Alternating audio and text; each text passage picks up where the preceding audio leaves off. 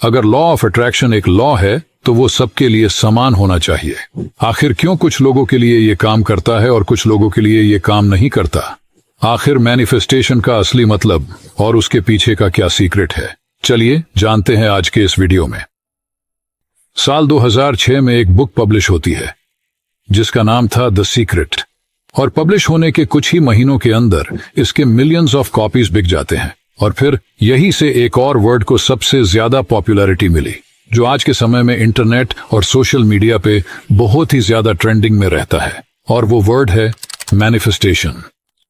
अगर आप law of attraction और सबकॉन्शियस माइंड के बारे में जानते हैं तो आप मैनिफेस्टेशन के बारे में जानते ही होंगे। लेकिन अब सवाल ये है कि आखिर ये मैनिफेस्टेशन काम कैसे करता है। पहले तो ये जान लेते हैं कि मैनिफेस्टेशन का मतलब क्या होता है।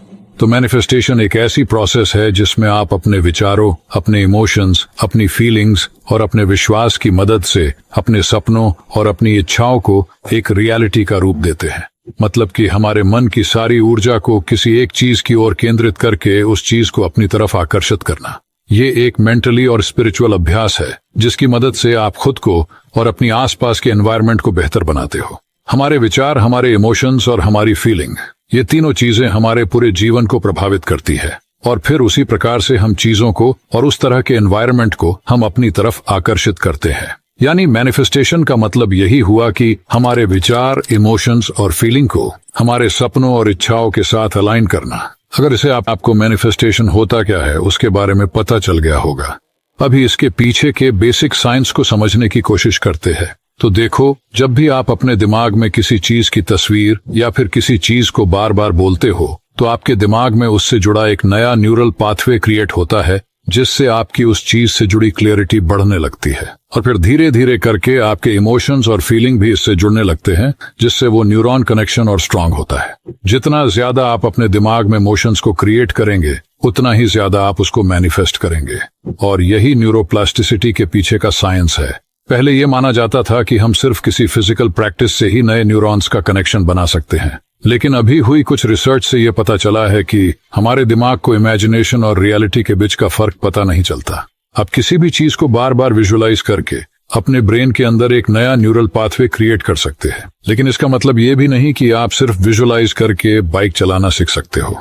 विजुअलाइजेशन सिर्फ आपको उस चीज को समझने में और आपके दिमाग की क्लैरिटी के लिए है। उससे आपके दिमाग को ये पता चल पाए कि आपको किस चीज को ज्यादा प्रायोरिटी देनी है, और इससे आपका दिमाग उस चीज से रिलेटेड सभी चीजों को अब्सॉर्ब कर पाए और आपको उस चीज तक पहुंचने की नई नई अपॉर्चुनिटी दिखा पाए।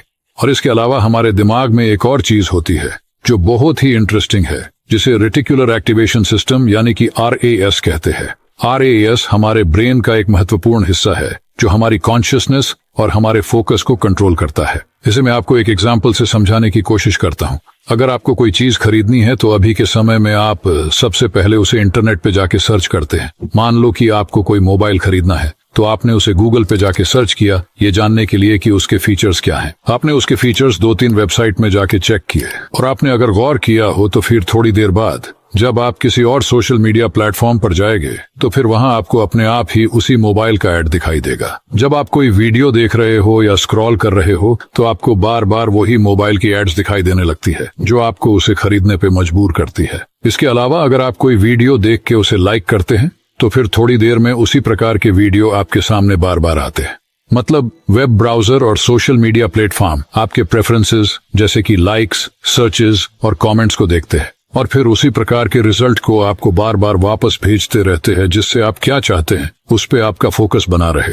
खैर, ये एक प्रकार से इंटरनेट और सोशल मीडिया का एल्गोरिदम है, लेकिन ठीक इसी प्रकार का एक एल्गोरिदम हमारे ब्रेन में भी होता है, और उसी को रेटिकुलर एक्टिवेशन सिस्टम कहते हैं। और इसे आपने कई बार एक्सपीरियंस भी किया होगा। जैसे कि मान लो आपको कोई कार खरीदनी है तो सबसे पहले आप उस कार के बारे में सही से जानकारी लेते हैं। आप उसकी पूरी डिटेल के बारे में जानते हो, और फिर जब आप कहीं भी रास्ते में आ जा रहे हो तो आपको वही कार बार बार देखने को मिलती है, जैसे रोड पे कहीं बैनर या पोस्टर में। अभी इसका मतलब ये नहीं कि वो पहले मौजूद नहीं थी और अभी ही आपको बार बार दिखाई दे रही है। इसका मतलब ये हुआ कि आपने उस कार के बारे में अच्छे से जाना है, उसको कई बार अनजाने में ही आपने विजुअलाइज भी किया है, और इसीलिए आपके RAS ने उसको आपकी प्रायोरिटी बना लिया है। और इसीलिए रास्ते में जा रही सभी कार्स को इग्नोर करके आपका RAS सिर्फ उसी कार पे फोकस करता है। जिससे आपको ऐसा लगता है कि आपको वही कार बार बार दिख रही है। अभी इससे ये स्पष्ट है कि एक बार हम किसी चीज या विचार के बारे में कॉन्शियस हो जाते हैं तो वो चीज फिर हमें हर जगह दिखाई देना शुरू हो जाती है। हमारा RAS फिर उन्हीं चीजों को हमें बार बार दिखाता है।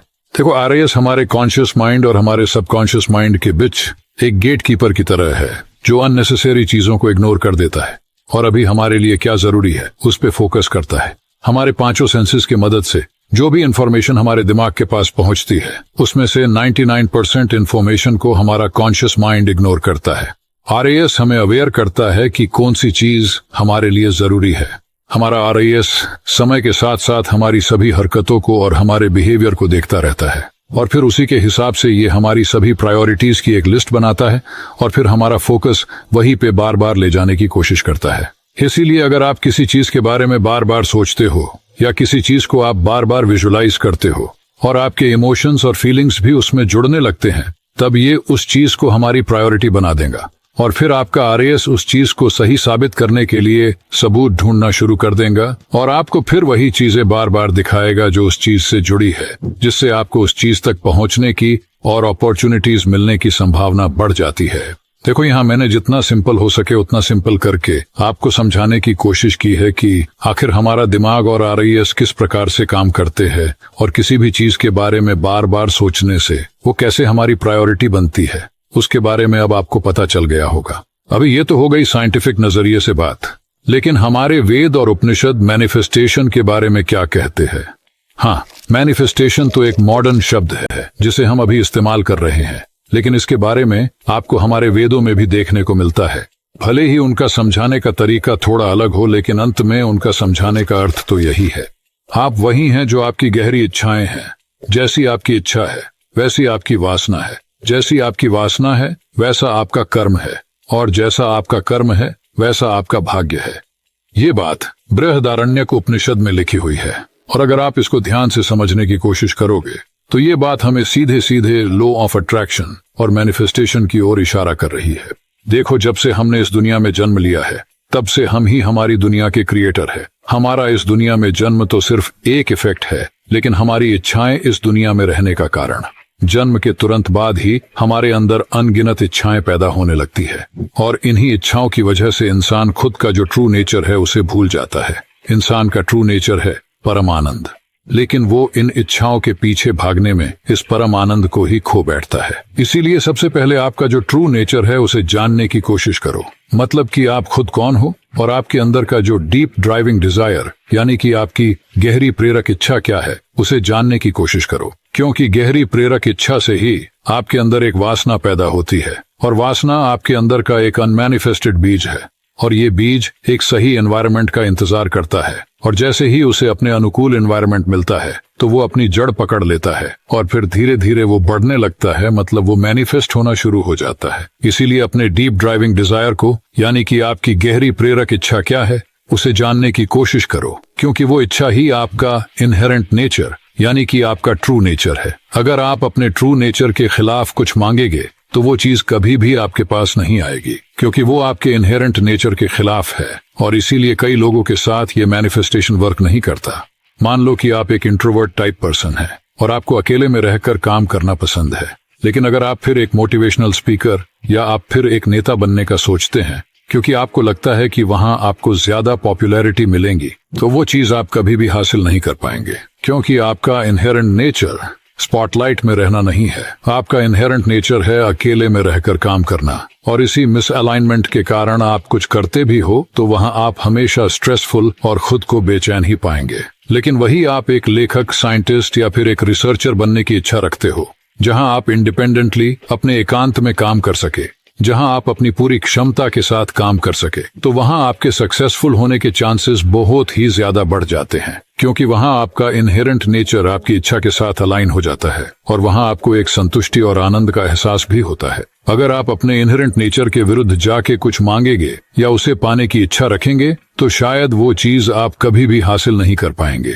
लेकिन अब सवाल ये है कि हम पता कैसे करें कि हमारा इनहेरेंट नेचर क्या है और क्या हम अपने इनहेरेंट नेचर को अपनी इच्छाओं के अकॉर्डिंग बदल सकते हैं?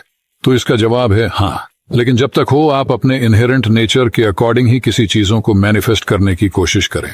अगर आप अपनी इच्छाओं के अकॉर्डिंग अपने इनहेरेंट नेचर को बदलने जाएंगे तो उसमें आपको ज्यादा टाइम लग सकता है। आई होप कि मैं क्या समझाना चाहता हूँ वो आप समझ रहे होंगे, लेकिन इसे समझना बहुत ही जरूरी है क्योंकि यही मैनिफेस्टेशन का एक मूल है। हमारा इनहेरेंट नेचर हमारे जेनेटिक्स, हमारे आसपास के एनवायरनमेंट और हमारे एक्सपीरियंस के अकॉर्डिंग ही बनता है। और अगर आपको अपना इनहेरेंट नेचर जानना है तो आपको सेल्फ अवेयरनेस पे काम करना पड़ेगा। आपको खुद से ही सवाल पूछ के उसके खुद ही जवाब ढूंढने होंगे। आपको चीजों को ऑब्जर्व करना होगा और जितना हो सके उतना मेडिटेशन की प्रैक्टिस करनी पड़ेगी। अगर आपको सेल्फ उतना सिंपल हो सके उतना सिंपल करके बताने की कोशिश की है ताकि आप मैनिफेस्टेशन को पूरी तरह से जान पाओ। और आपको शायद ये सवाल का भी जवाब मिल गया होगा कि कुछ लोगों के लिए ये काम क्यों नहीं करता।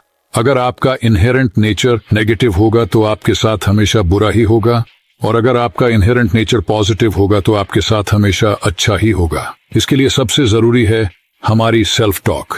हर एक इंसान खुद से बात करता है और वो जिस प्रकार से खुद से बात करता है उसी हिसाब से उसके दिमाग के अंदर मोशंस क्रिएट होते हैं, और जैसे उसके मोशंस क्रिएट होते हैं वैसी ही उसकी इच्छाएं प्रकट होती है, और इच्छाओं की वजह से ही वासना उत्पन्न होती है, और वासना ही हमसे कर्म यानी कि एक्शन करवाती है, और अपने कर्म के हिसाब से ही हम किसी चीज तक पहुंच सकते हैं। मतलब इसकी शुरुआत तो एक विचार से ही होती है। वो विचार फिर उसके जैसे अनेक विचारों को जन्म देता है, और जिससे एक इच्छा बनती है, और एक जैसी अनेक इच्छाओं को मिला के आपके अंदर एक गहरी प्रेरक इच्छा बनती है, और वो ही आपका ट्रू नेचर बनता है। इसके लिए सबसे जरूरी है पॉजिटिव थिंकिंग, और अभी बाकी सारी चीजें तो नॉर्मल है जिसे करना तो जरूरी ही है, जैसे कि रोज विजुअलाइजेशन करना, रोज पॉजिटिव एफर्मेशन का अभ्यास करना, और खुद से हमेशा पॉजिटिव सेल्फ टॉक, अपनी आदतों में बदलाव करना। ये सब चीजें तो आपके डेली रूटीन का एक पार्ट होना ही चाहिए। इसके ऊपर भी हमने इतना जरूरी था कि आखिर मैनिफेस्टेशन वर्क कैसे करता है। हम में से ज्यादातर लोग हमारे इनहेरेंट नेचर को जाने बिना ही चीजों को मैनिफेस्ट करना शुरू कर देते हैं, जबकि सबसे पहले आपको खुद को जानना होगा, और आप किस चीज के लिए बने हैं उसे जानना होगा। और ये चीज आपको लंबे अभ्यास और खुद के ऊपर काम करने से ही पता चलेगी। नई नई चीजों को ट्राई करो, रोज कुछ नया सीखने का ट्राई करो, इस दुनिया को और खुद को ऑब्जर्व करना शुरू कर दो। मैनिफेस्टेशन का मतलब ये नहीं है कि आपको बंद कमरे में अचानक एक विचार आया कि चलो एक बिजनेसमैन बन जाते हैं, और फिर आप बस दिन रात सोचते रहो कि मैं बिजनेसमैन बन जाऊं। ऐसे तो आज हर कोई एक बड़ा बिजनेसमैन होता, लेकिन नहीं, ये सुनने में जितना आसान लगता है कि जैसा सोचो वैसा पाओ, लेकिन करने में ये उतना ही मुश्किल है। आपकी पूरी एनर्जी को उस एक इच्छा के साथ अलाइन करना और अपने इनहेरेंट नेचर को जानना इतना आसान भी नहीं है। इसीलिए मैं कई बार ये कहता हूँ कि पहले खुद के ऊपर काम करो और खुद को ढूंढने की कोशिश करो। मुझे उम्मीद है कि अभी आप मैनिफेस्टेशन को अच्छे से जान पाए होंगे, और शायद ही आपने मैनिफेस्टेशन के बारे में इतना डिटेल में वीडियो कहीं देखा होगा। आपको टेक्निक्स तो बहुत मिल जाएगी, लेकिन मैनिफेस्टेशन का जो असल में काम है वो ही नहीं पता तो बाकी सभी टेक्निक्स बेकार हैं। अगर आपको वीडियो अच्छा लगा हो तो एक लाइक जरूर कर देना, और मैनिफेस्टेशन और लॉ ऑफ अट्रैक्शन को लेके अगर आपके कोई एक्सपीरियंस है तो हमें नीचे कमेंट करके जरूर बताएं। और ऐसे ही इंटरेस्टिंग एंड नॉलेजेबल वीडियो को देखने के लिए हमारी चैनल को सब्सक्राइब करना बिल्कुल ना भूले। तो मिलते हैं अगली वीडियो में। धन्यवाद।